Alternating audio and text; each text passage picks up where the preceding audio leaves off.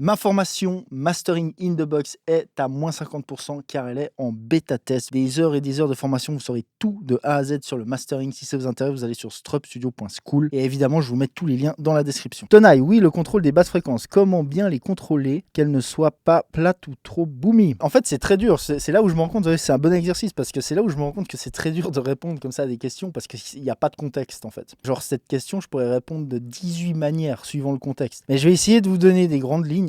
Comment contrôler des basses? Sincèrement, moi, ce que j'aime bien utiliser pour contrôler les basses, c'est ProMB. ProMB, comment contrôler les basses? C'est faire une bande ici et voir ce qui se passe en termes de dynamique dans ces niveaux de basse. Et s'il faut, compresser en faisant gaffe à l'attaque. Parce que l'attaque, c'est ce qui va déterminer un peu si vous laissez du punch ou si vous écrasez, etc.